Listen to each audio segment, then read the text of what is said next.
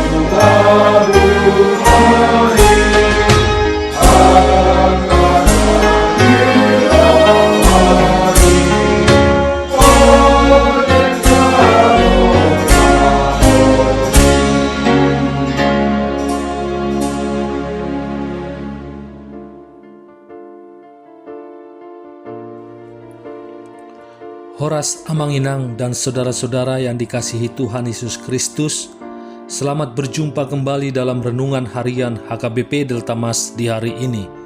Salam sejahtera buat saudara semua dimanapun berada, damai dan sukacita oleh Roh Kudus melimpah senantiasa dalam hati dan kehidupan kita.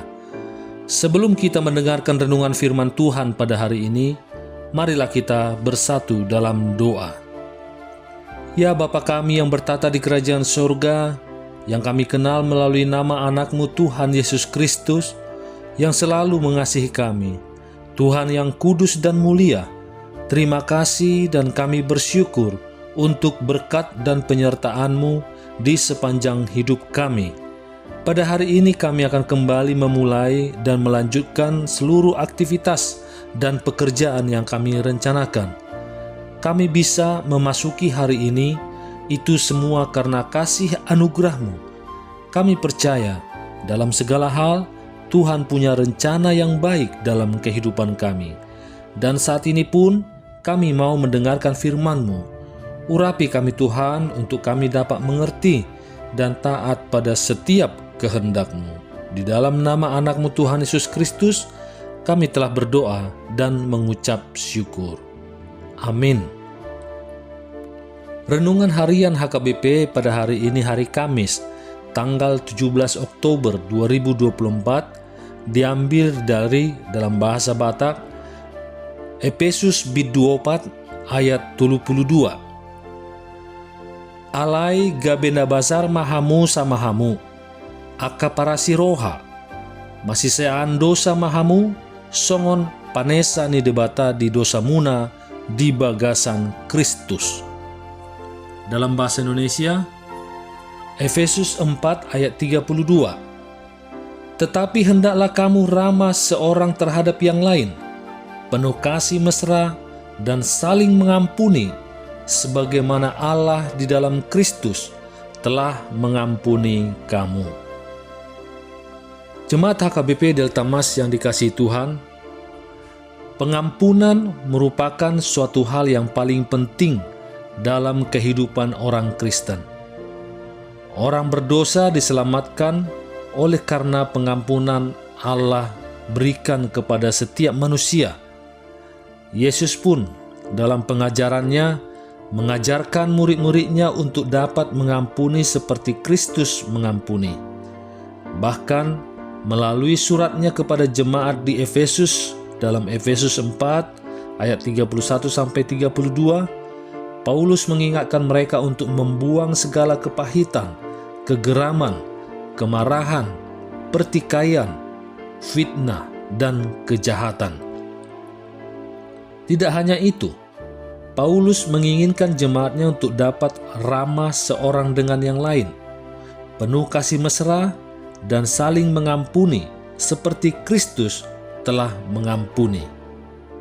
Namun dalam realita kehidupan sehari-hari orang Kristen banyak yang mengalami kepahitan dan belum dapat mengampuni sesama mereka, khususnya dalam keluarga. Manusia sulit mengampuni orang yang telah menyakiti, bahkan membuatnya terluka. Apalagi jika yang menyakitinya adalah keluarga, orang-orang yang terdekat dengan mereka, dan sangat sering mereka jumpai. Oleh sebab itu, banyak muncul perceraian, bunuh diri, dan juga anak-anak yang keluar dari rumah mereka tidak mau berelasi lagi. Dengan demikian, muncullah pertanyaan-pertanyaan seperti, bagaimanakah konsep pengampunan yang tepat menurut Paulus dalam Efesus 4 ayat 31-32 ini? Apakah yang dimaksud dengan kepahitan dalam keluarga dan dari mana asalnya? Bagaimana cara seorang hamba Tuhan membimbing jemaat yang mengalami kepahitan dalam keluarga? Hendaklah kamu ramah seorang terhadap yang lain, penuh kasih mesra dan saling mengampuni, sebagaimana Allah di dalam Kristus telah mengampuni kamu. Konsep pengampunan yang dimaksud adalah yang pertama, landasan pengampunan. Allah di dalam Kristus telah mengampuni kamu. Ayat ini dibangun atas dasar bahwa Kristus telah mati untuk dosa-dosa kita sebagai pengampunan bagi kita. Dikatakan bahwa kita harus saling mengampuni sebagaimana Allah di dalam Kristus telah mengampuni kamu. Ini mengajarkan kita bahwa pengampunan yang Allah berikan kepada kita di dalam Yesus adalah dasar bagi kemampuan kita untuk mengampuni orang lain. Ketika Yesus mati di kayu salib untuk membayar dosa-dosa kita, Dia memang membayarnya semuanya. Dalam 1 Yohanes 2 ayat 22 berkata, dan Ia sendiri adalah pendamaian untuk segala dosa kita, dan bukan untuk dosa kita saja, tetapi juga untuk dosa seluruh dunia. Tidak ada seorang pun di dunia ini yang dosanya tidak ditebus oleh Kristus, dan Dia mati untuk setiap dosa kita. Dalam 1 Yohanes 1 ayat 9 berkata, jika kita mengaku dosa kita, maka Ia setia dan adil, sehingga Ia akan mengampuni segala dosa kita dan menyucikan kita dari segala kejahatan. Seperti yang sering dikatakan seorang teman, semua berarti semua. Yesus telah membayar semua dosa kita masing-masing. Dia mengampuni kita dengan rahmat. Artinya, kita tidak pantas menerimanya. Allah tidak mengampuni kita karena kita baik. Dalam Roma 5 ayat 8 mengatakan bahwa ketika kita masih berdosa, Kristus telah mati untuk kita. Ia mengampuni kita karena Ia murah hati, yang berarti Ia memperlakukan kita lebih baik daripada yang seharusnya kita terima. Yang kedua, Dia mengampuni kita dengan gratis. Dia tidak membuat kita memperoleh pengampunan dengan melakukan perbuatan baik. Pengampunan tidak murah. Pengampunan itu harganya tak terbayangkan, yakni kematian anak Allah di kayu salib. Namun pengampunan itu gratis bagi kita. Karunia Allah adalah hidup yang kekal. Kita tidak perlu membayar apapun untuk pengampunan itu. Dia mengampuni kita dengan cuma-cuma. Yang ketiga, Dia mengampuni kita dengan sangat dalam. Apapun dosa kita, Dia mengampuni kita. Apapun dosa yang telah kita lakukan, Tuhan akan tetap mengampuni kita. Raja Daud adalah seorang pezina, pembunuh, dan pembohong, namun Tuhan mengampuni dia. Rasul Paulus mengatakan bahwa dia seorang penghujat, dan Tuhan mengampuni dia. Petrus menyangkal 3 kali bahwa ia mengenal Yesus, dan Tuhan pun mengampuni dia. Dalam 1 Korintus 6 berbicara tentang pezina, homoseksual, pencuri, dan pemabuk, bahwa beberapa orang di antara kamu dahulu demikian, tetapi kamu telah dibasuh. Semua dosa ini dapat diampuni. Apakah kita memiliki sesuatu yang lebih buruk daripada ini dalam resume rohani kita? 1 Yohanes 1 ayat 9 mengatakan, darah Yesus anaknya menyucikan kita dari segala dosa.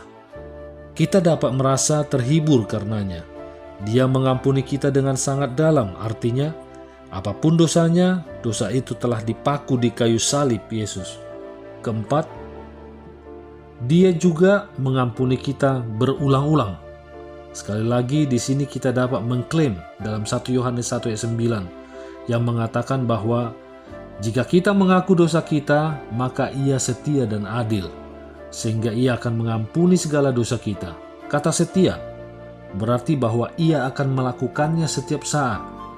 Ia mengampuni kita berulang kali. Coba mari kita pikirkan seperti yang Yesus memerintahkan Petrus agar kita mengampuni saudara-saudara kita 70 kali 7 kali.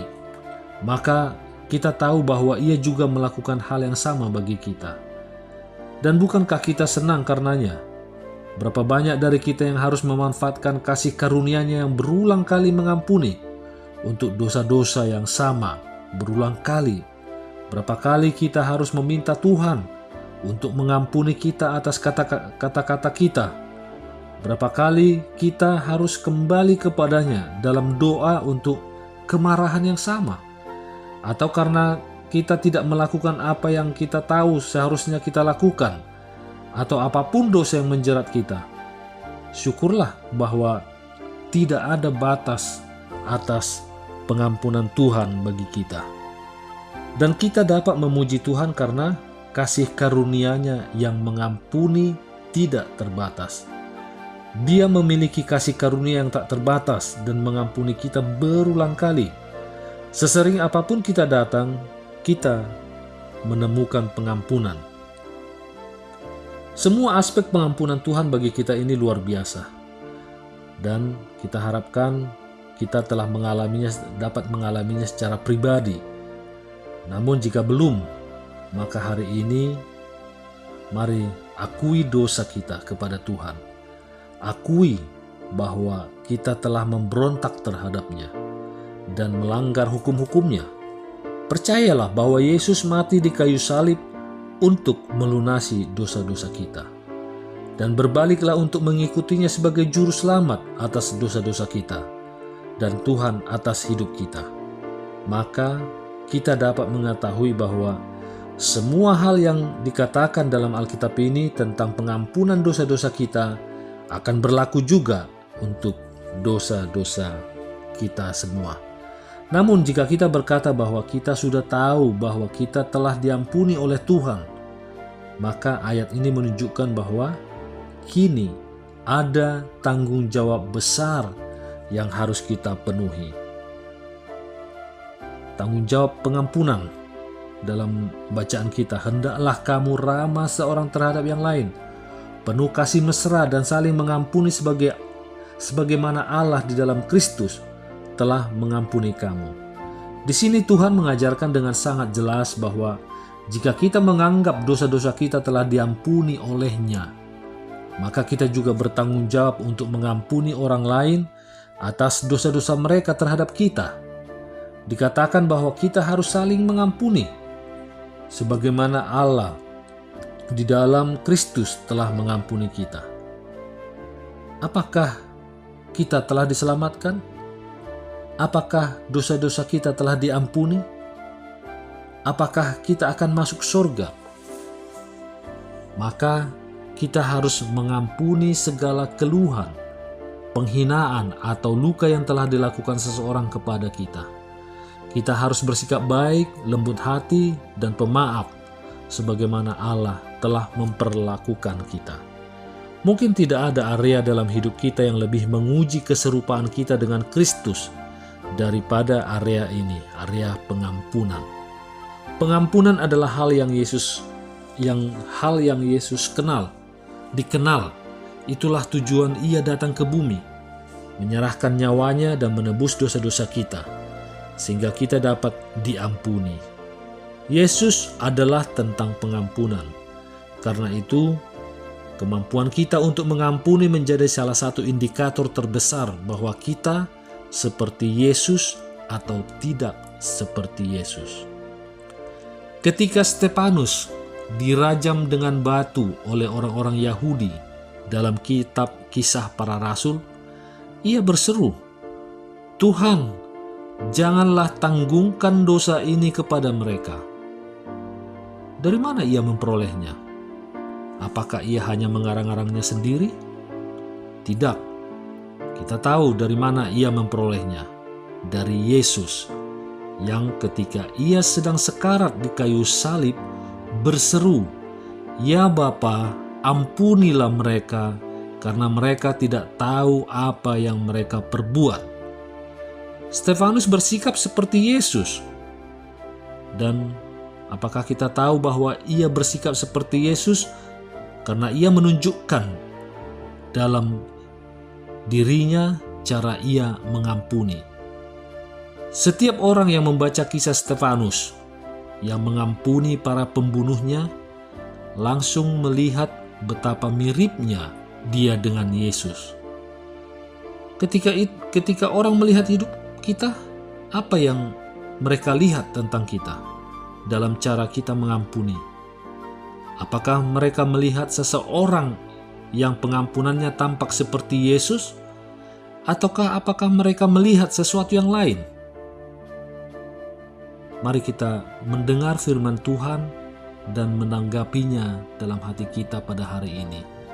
Dengan firman yang baru kita dengar, "Hendaklah kamu ramah seorang terhadap yang lain, penuh kasih mesra dan saling mengampuni, sebagaimana Allah dalam Kristus telah mengampuni kamu." Ayat ini seharusnya membawa kita masing-masing untuk berdoa dan mengevaluasi diri kita sendiri di hari ini. Jika pengampunan adalah salah satu tanda terbaik dari keselamatan sejati, lalu apa yang ditunjukkan oleh cara kita mengampuni atau cara kita tidak mengampuni orang lain? Tentang apakah kita benar-benar diselamatkan? Jika pengampunan adalah tanda kedewasaan seperti Kristus, apa yang dikatakannya tentang kita sebagai seorang Kristen? Apakah kita seperti Yesus dalam hal ini? Sudahkah kita mengampuni orang lain? Apakah ada orang yang belum kita ampuni atau yang tidak ingin kita ampuni? Beberapa dari kita perlu berlutut di pagi hari ini dan memohon kepada Tuhan untuk mengampuni. Karena apabila kita tidak memaafkan orang lain sebagaimana mestinya, datanglah kepada Tuhan, mohonlah kepadanya untuk membantu kita mengampuni mereka sebagaimana Tuhan telah mengampuni kita. Atau mungkin yang kita butuhkan adalah benar-benar menerima pengampunan dari Tuhan untuk pertama kalinya dan diselamatkan. Tuhan akan mengampuni kita dengan murah hati, cuma-cuma, dalam, dan berulang kali melalui Yesus Kristus. Oleh karena itu, jangan ragu untuk datang kepadanya, meminta kekuatan, meminta pengampunan, dan juga meminta kekuatan kepada Tuhan untuk kita mampu memberikan pengampunan kepada orang lain. Amin. Marilah kita bersatu dalam doa. Ya Bapa kami yang bertata di kerajaan surga, kembali kami mengucapkan syukur dan terima kasih atas firman yang baru kami dengar di hari ini. Dan melalui firman yang baru kami dengar, kiranya kami pun lebih dikuatkan lagi untuk menjadi hamba setiamu dan yang penuh dengan pengampunan seperti yang Engkau telah berikan kepada kami. Dan bila masih ada orang-orang yang belum bisa kami ampuni saat ini, kiranya kuatkan kami ya Bapa, agar kami pun bisa mengampuni dan menjadi gambaran-Mu di dalam kehidupan kami. Demikian juga berkatilah kami ya Bapa di sepanjang hari ini, di dalam segala tugas aktivitas kami, dalam studi, dalam pekerjaan, dalam usaha, dalam pelayanan, dan juga kiranya Tuhanlah yang menjadikan kami berhasil dan berkemenangan di setiap rencana-rencana kehidupan kami. Kami juga berdoa untuk anak-anak kami baik yang saat ini bersama kami dan yang berada di luar kota yang jauh dari kami orang tuanya, untuk menuntut ilmu ataupun untuk bekerja. Kiranya Tuhanlah yang memimpin kehidupan mereka. Jauhkan mereka dari segala mara bahaya dan sakit penyakit. Dan kiranya Engkaulah yang Bapa yang mendatangkan sahabat-sahabat yang baik bagi mereka, yang dapat mendukung mereka dalam pendidikan mereka maupun pekerjaan mereka. Dan kiranya mereka pun bersama-sama dalam pergaulan mereka dan dapat beraktivitas sesuai dan seturut dengan kehendak-Mu. Demikian juga kami mengucapkan syukur atas penyertaan-Mu pada Inang Sumungga Borusitorus Wik Diaspora dan anak Gerald Sun Lumban Gaul Wik Hegar, di mana tepat pada hari ini, hari Kamis tanggal 17 Oktober 2024, Engkau telah tambahkan umur kepada mereka. Kiranya Engkaulah ya Tuhan yang memberikan umur yang panjang, kesehatan, dan sukacita bersama keluarga. Terima kasih Tuhan atas segala yang terjadi dalam kehidupan kami dan juga di setiap rencana-rencana kehidupan kami. Karena kami percaya Engkau akan memberikan yang terbaik bagi kami semua. Karena Engkaulah yang maha tahu, yang maha kuasa, maha melihat akan masa depan kami. Kami serahkan semua permohonan ini ke dalam tangan pengasihan-Mu. Dan kiranya kehendak-Mu lah yang jadi di bumi ini seperti di surga. Haleluya. Marilah kita terima berkat dari Tuhan. Kasih karunia Tuhan Yesus Kristus dan kasih Allah Bapa dan persekutuan Roh Kudus menyertai kita semuanya. Amin.